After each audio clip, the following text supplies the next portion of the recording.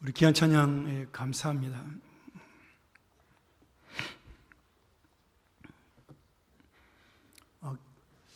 기도하다가 고난 주간에 한번 다 같이 모여서 기도했으면 좋겠다. 우리가 특별 새벽 기도회를 안 하니까 그런 마음이 들어서 금요 기도회를 이렇게 연합으로 하게 되었습니다. 많이 오셔서 감사하고요. 또 우리 오늘 귀한 우리 조이조이 러버스, 또 길르앗 트루퍼스 정말 사랑하고 축복합니다. 우리의 찬양을 하나님께서 기뻐하신 줄 알고, 오늘 우리가 주님은 고난을 당했지만 우리는 주님의 고난 때문에 기뻐하는 귀한 날이 되기를 소원합니다. 외국에서는 이날을 우리 홀리 프라이데이라고, 거룩한 금요일이라고 부르기도 하지만 또한 해피 프라이데이라고 부르기도 합니다. 왜냐하면 예수님의 죽음 때문에 우리가 행복을 얻었고 복을 받은 인생이 되었기 때문에 또 해피 프라이데이다 이렇게 부르는 그런 귀한 날이기도 합니다. 오늘 저희 마음속에 바로 이 행복한, 주님 때문에 행복한 금요일이 되기를 간절히 축복합니다. 우리 같이 주님 말씀 보겠습니다. 요한복음 13장 18절입니다.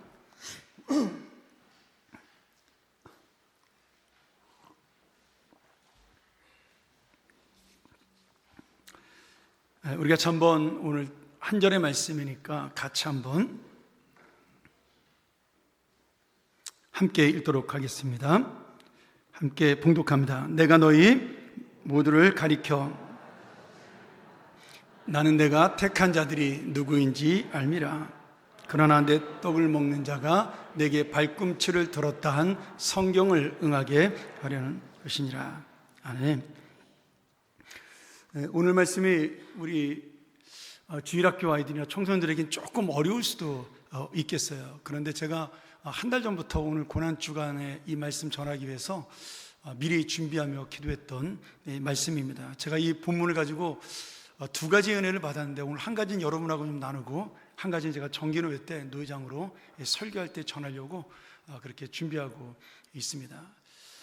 오늘 본문의 요한복음 13장 이 말씀은 우리가 아마 매일 성경으로 지금 요한복음을 나누는 분들은 알겠지만, 예수님께서 십자가의 죽음을 앞두고 제자들과 함께 치유의 만찬을 나누는 그런 식사의 장소에서 하신 말씀입니다.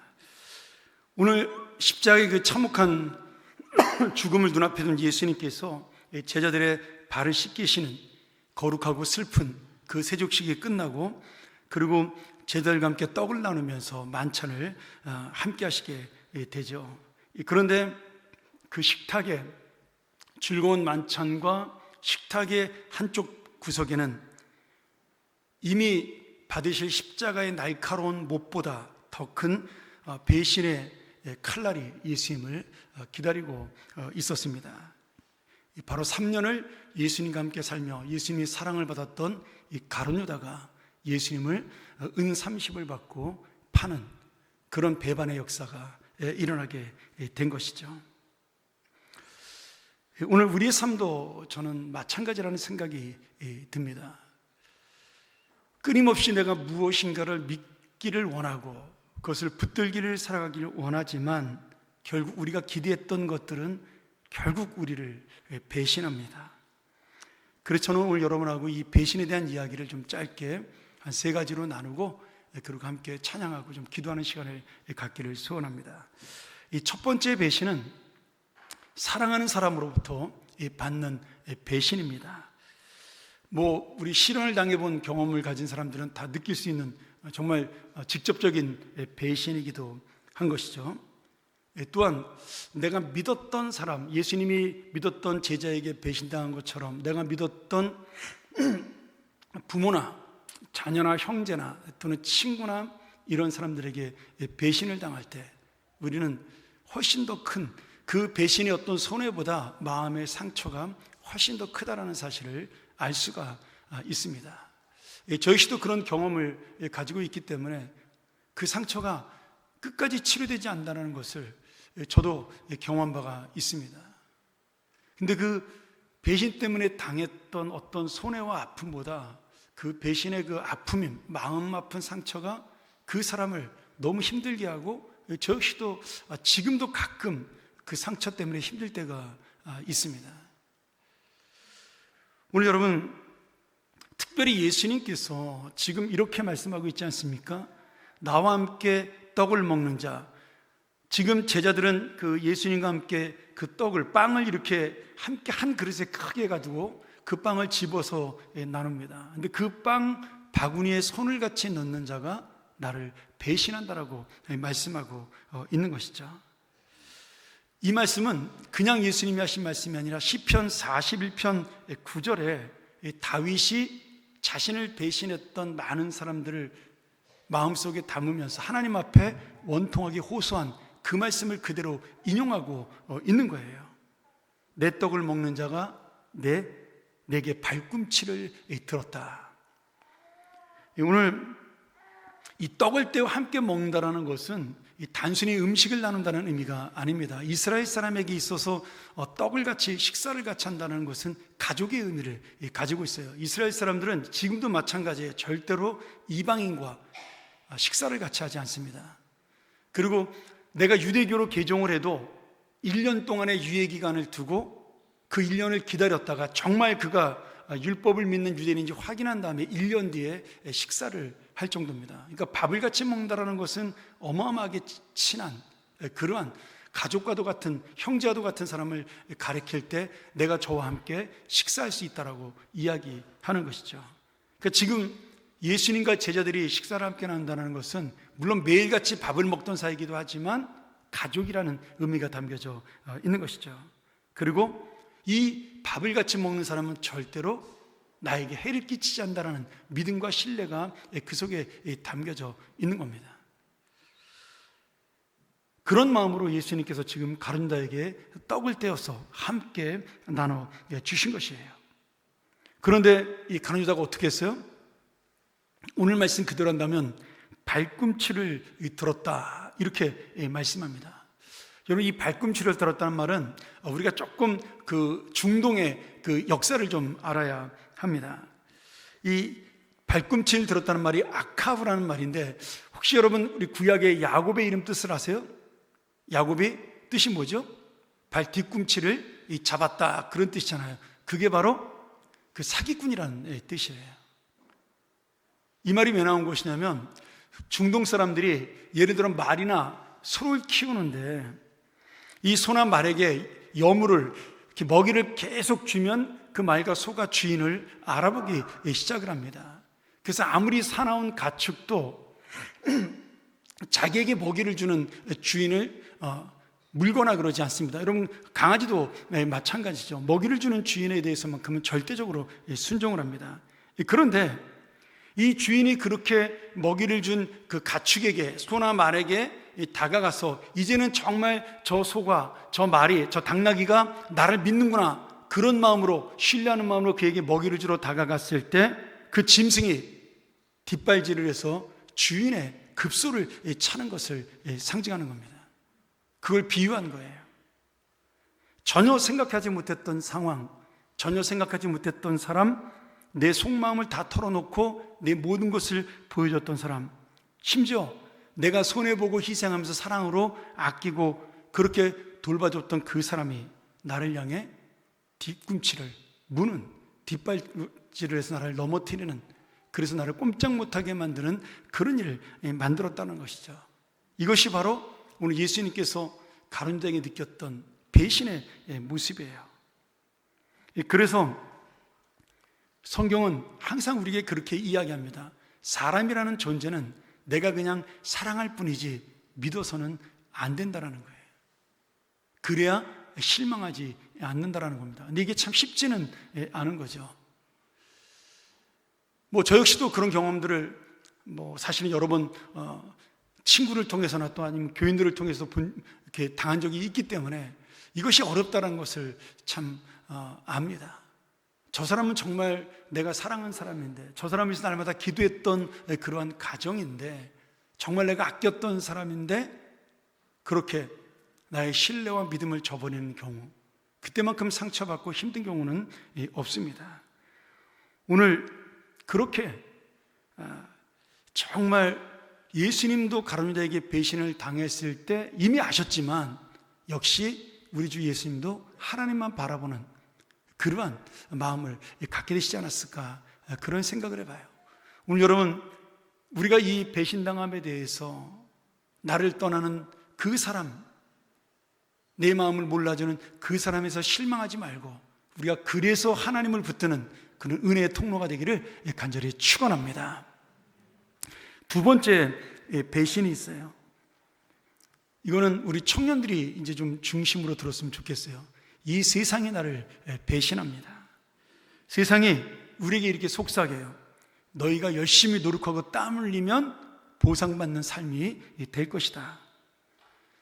너희가 돈을 많이 모으고 부자가 되면 행복할 것이다. 너의 젊음과 건강이 너를 지켜주니 열심히 살아라. 그래서 우리는 정말 성실하고 열심히 살아옵니다. 그런데 이 세상의 약속이라는 것은 얼마나 허무한지 몰라요. 평생을 바친 직장을 하루아침에 잃어버릴 때가 있습니다. 사업이 망하는 경우는 어쩔 수 없는 거 아니겠어요? 믿었던 그러한 내가 정말 그 나의 직업과 나의 능력과 나의 지혜가 이 세상이 배신함으로 무너진 것을 우리가 볼 수가 있습니다. 내가 아무리 믿음으로 정직하게 쌓아 올려도 이 세상에서 내가 원하는 열매를 얻지 못할 때가 훨씬 더 많습니다. 오늘 여러분 보세요. 예수님이 예루살렘에 입성하는 날, 우리가 주일날 잠깐 제가 얘기했지만 그들은 예수님에게 다윗의 자손이여 호산나 오소서라고 그렇게 외치며 당신들을 구원해달라고, 이 호산나가 주여 우리를 구원하소서 그런 뜻이거든요. 그렇게 외쳤던 사람들이 예수님이 십자가에 돌아가신 그날 아무도 예수님에게 오지 않았다라는 거예요. 그 누구도 예수님은 죄가 없다라고 외치지 않았다라는 거죠. 그것이 바로 이 세상이 우리를 바라보는 눈입니다. 오병이어의 기적으로 많은 떡과 물고기를 먹고, 또는 예수님의 그 기적으로 병을 고치시고 은혜를 입은 자들, 그때는 내가 예수님을 정말 좋아하는 것처럼 생각을 했는데, 그때는 예수님이 나에게 유익이 되고 이익이 되는 것처럼 생각을 했는데, 이제 예수님이 잡혀가 반역자로 죽는 그 순간에 나도 예수님의 한편에 섰다 같이 죽을 수 있다는 그 위기와 위험 속에 모든 사람들은 다 떠나가 버리고 만 것이죠. 오늘 그래서 이 세상은 결국 우리를 배신합니다. 여러분, 절대로 이 세상을 믿어서는 안 됩니다. 이 세상은 철저하게 우리를 배신합니다. 우리가 믿었던 나라도 배신합니다. 우리가 믿었던 물질도 배신합니다. 우리가 믿었던 리더도 우리를 배신할 수 있습니다. 우리 특별히 젊은 친구들, 정말 내가 열심히 살고 열심히 노력하다가 이런 이 세상이 나를 못 알아주고 인정해주지 못하는 그런 배신을 맛볼 때가 있어요. 그것이 실망할 것이 아니라는 거예요. 원래 세상은 그런 거예요. 그러나 그 안에서도 내가 정말 끝까지 진실하게 주님을 붙드는 자는 하나님께서 반드시 지켜줄 줄 믿습니다. 오늘 여러분, 세상은 배신해도 하나님은 우리를 절대로 버리시지 않기 때문에 우리가 그것을 믿는 것입니다. 한 가지만 더 이야기하죠. 세 번째로 진짜 배신하는 사람이 있어요. 바로 나 자신입니다. 우리가 마주하는 가장 어떻게 보면 상처받고 쓰라린 고통이 뭐냐면 내가 나를 배신하는 거예요. 내가 결심한 것들이 나를 배신합니다. 지키지 못하잖아요. 내가 다시는 죄를 짓지 않겠다고 결단하지만 우리는 어느샌가 또 그 자리에 서 있는 나를 발견하며 나 자신을 스스로 배신하는 나의 연약한 영혼을 우리는 인생 가운데 만날 수가 있습니다. 내가 끝까지 주님을 사랑하겠다고 다짐하지만 작은 이익 앞에서, 사람들의 시선 앞에서 너무나 쉽게 예수님을 모른 척하는 그 내 안의 위선과 나약함을 마주하는 베드로처럼, 어쩌면 여러분 자기도 모르는 사이에 자신이 예수님을 배신하고 나 스스로를 배신한 경우가 너무나 많다라는 거예요. 전 요새 나이가 들면서 특별히 건강이 나를 배신한다, 그런 생각을 많이 합니다. 제가 이번 한 주간 동안 어깨가 너무 아파가지고 계속 그 한의원에 이제 침 맞으러 다녔는데, 우리 교인들 중에 그 어깨 아프고 허리 아파 저한테 기도받고 나신 분들 많거든요. 근데 나는 나를 위해 기도하는데 안 낫더라고요. 그래서 제가 이제 화요일서부터 계속 한의원 가서 며칠째 침을 맞고 많이 좋아졌어요. 이제 어깨가 안 아프니까 좀 허리가 또 아프더라고요. 제가 이제 그 의사 선생님한테 내가 별거 없는데 이렇게 자꾸 어깨가 아프다 그랬더니, 이제는 나이가 드셔서 책상에 오래 앉아 있으면 어깨가 아픕니다. 그러니 적절하게 운동하시면서 앉으세요. 그렇게 이야기를 하더라고요. 여러분, 저 단 한 번도 40대 후반이 될 때까지 어깨가 아픈 적이 없었어요. 근데 어느 순간 제가 이 목이 아프고 어깨가 아파오는 것을 설교 준비하다가 느낄 때가 있습니다. 여러분, 내 몸도 나를 배신하더라고요. 근데 우리가 여러분 스스로를 믿고 산다? 그것이야말로 가장 어리석은 그러한 모습입니다. 오늘 여러분, 이 세상에 그 무엇보다도 내 스스로가 나를 배신하는 모습을 보면서, 내 안에 있는 연약한 육신이, 내 연약한 마음이 나를 배신하는 모습을 보면서, 우리가 정말 마지막 내가 그 죽는 순간까지 붙잡아야 될 분이 누구신가를 다시 한번 우리가 깨닫고 의지하고 붙들어야 한다는 거죠. 그분이 누구예요? 바로 우리를 위해서 끝까지 죽으시기까지 우리를 사랑하신 예수 그리스도밖에 없다라는 사실입니다. 그래서 예수님이 나의 살아있는 진짜 산소망이요, 예수님이 우리의 전부가 되는 것입니다. 오늘 여러분, 놀랍게도 주님께서 마지막에 뭐라고 말씀하시냐면, 내가 그들을 아신다라고 말씀해요. 근데 이 안다라는 말이 헬라어로 이 오이다라는 말인데, 그냥 아는 것이 아니라 우리의 본질과 밑바닥, 내 숨기고 싶은 죄악, 과거와 미래의 실패, 그리고 나의 연약함까지도 전부 다 아신다라는 거예요. 예수님은 지금 가룟유다의 배신도 알고, 베드로의 배신도 알고, 부인도 알고, 그리고 자기를 향해 호산나 외쳤던 사람들의 외면도 다 아셔요. 그럼에도 우리를 부르신 거예요. 속아서 우리를 부르신 것이 아니라 그 모든 것을 알고도 우리를 사랑으로, 하나님의 자녀로 부르신 것입니다. 그리고 오늘 그 제자들에게 하셨던 것처럼 여전히 실망할 나를, 스스로 넘어질 나를 알면서도 오늘 내 발을 닦아주시고 생명의 떡을 주시면서 나와 함께하자라고 말씀해주고 있는 것입니다. 사랑하는 여러분, 우리는 이 세상을 살면서 끊임없이 배반의 인생, 배신의 인생을 살 수밖에 없습니다.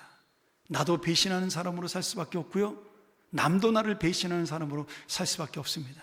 이 세상은 끊임없이 나를 배신하며 나에게 실망을 줄 것입니다. 그런데 우리가 넘어지지 않는 이유는 무엇일까요? 오늘 우리가 낙심하지 않는 이유는 무엇일까요? 바로 나를 가장 잘 아시는 우리 주 예수 그리스도가 오늘 죽기까지 우리를 사랑하셨다라는 거예요. 여러분, 예수님께서 베드로가 3번 예수님을 부인했을 때 말씀해 보면, 예수님의 눈과 베드로의 눈이 그 3번째 부인하는, 진짜 내가 예수님을 모른다, 만약에 내가 예수님을 안다면 차라리 내가 저주를 받겠다라고 말한 그 순간, 그 말이 끝나자마자 예수님의 눈과 베드로의 눈이 마주쳐요. 마당에서 끌려와 나가시는 예수님과 그 베드로의 눈이 마주칩니다. 베드로는 그 예수님의 눈을 바라보면서 얼마나 부끄럽고 창피하고, 그리고 자기 자신에 대한 환멸을 느꼈을까요? 그래서 밖으로 뛰쳐나가 통곡하고 운다라고 성경에 되어 있어요. 근데 여러분, 예수님이 그 베드로를 바라봤을 때 그 바라본 눈이 어떤 눈이었을까요? 내가 너 그럴 줄 알았어, 너는 그런 놈이야, 조롱과 아니면 경멸과 아니면 비웃음의 눈이었을까요? 아닙니다. 베드로야, 너는 여전히 그래도 내가 너 사랑해. 내가 그랬잖냐. 네가 3번 나를 부인할 것이라고. 나는 너를 알고 있어. 그래도 나는 너를 사랑한다. 그 눈길을 받기 때문에 더 괴로워서 베드로는 울었을 것이에요. 그리고 예수님이 부활했다는 소식을 듣고 예수님 한번 만났지만 면목 없는 베드로는 예수님 앞에 스스로 절대 나가진 않잖아요. 창피하고 부끄럽고 그 눈길이 너무나 자신의 가슴에 박혔기 때문에 그런 것입니다. 오늘 여러분, 근데 그 예수님의 처연한 눈길, 베드로를 바라봤던 그 눈길 때문에 오늘 우리가 위로를 받고 오늘 우리가 살고 있는 것입니다. 오늘도 나는 여전히 연약하고 오늘도 나는 여전히 부족하지만 그 주님의 사랑과 은혜가 지금도 나를 바라보고 있기 때문에 오늘도 나는 이 자리에 앉아 있으며 이 자리에 여러분과 함께 서 있으며 부족한 제가 주님의 말씀을 전하는 자로 서 있게 된 것입니다. 오늘 우리의 모든 것을 아시는 우리 주님, 사랑하는 사람도 나를 버리고 떠나고 나를 배신하고 떠났지만 이 세상도 나를 배신하고 내가 원하는 대로 이루어지지 않았으나 내 자신조차도 연약하여 아무것도 할 수 없는 부족한 자라 할지라도 오늘 주님께서는 내가 너의 모든 것을 알고 너희를 통해 나의 이 선한 뜻을 이루겠다라고 오늘 말씀해 주고 있습니다. 오늘 우리가 이제 바라봐야 될 것이 무엇일까요? 우리에게 그 눈길을 보내시는 예수 그리스도, 우리를 보시며 내가 너를 안다라고 말씀하신 그 주님에게 우리의 시선을 집중하고 그분만이 우리의 살아있는 소망이요 진정한 구원자라는 사실을 다시 한번 마음에 담으면서 우리 시간 함께 주님 앞에 기도하며 나가기를 원합니다. 오늘 저는 이 말씀 통해서 주님, 사람도 세상도 나 자신도 믿을 수 없지만 오직 나를 아시고 나를 택하신 주님만이 나의 참된 피난처요 나의 소망이요 나의 모든 것임을 믿사오니 오늘 나를 도와주시옵소서. 우리가 잠언 시간 이 말씀 의지하며 함께 기도하며 나가기를 소원합니다.